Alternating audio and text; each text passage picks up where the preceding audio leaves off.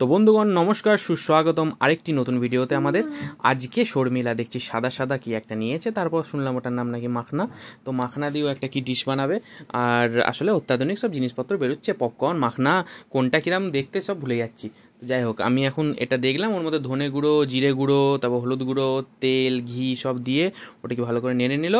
আমি বলছি তুমি তো কালকে কি একটা করেছিলে, ওটার নাম ছিল পরোটা, ওটসের পরোটা, আজকে মাখনা দিয়েও কি পরোটা বানাবে? বলো না না, মাখনা দিয়ে কেন পরোটা বানাবো, মাখনা দিয়ে অন্য কোনো জিনিস বানাবো। এবার সেই জিনিসটির নাম কি সেটি তোমাদেরকে আমি পরে বলছি। আসলে এটির নাম হচ্ছে, শর্মিলাকে আমি শুনলাম এটির নাম হচ্ছে মাখনা ফ্রাই।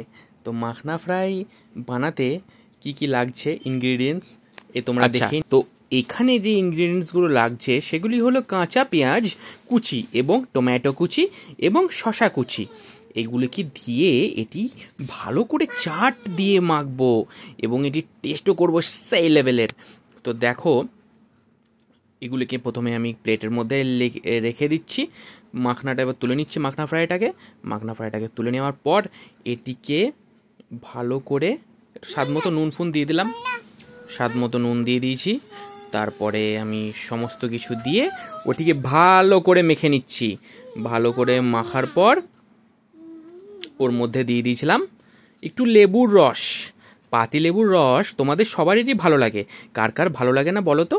পাতিলেবু খেলে শরীরের বিভিন্ন রকমের প্রবলেম দূর হয়ে যায়, আর পাতিলেবু বিভিন্ন রকমের কাজে লাগে।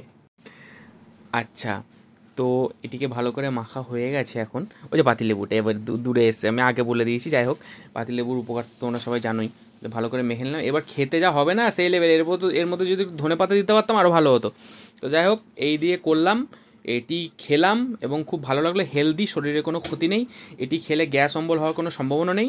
এটি বাড়িতে করতেই পারেন, বাচ্চাদেরও ভালো লাগবে, বড়দেরও ভালো লাগবে। পাশে থাকবেন, সাবস্ক্রাইব করবেন, আর অবশ্যই শর্মিলাকে ভালোবাসবেন।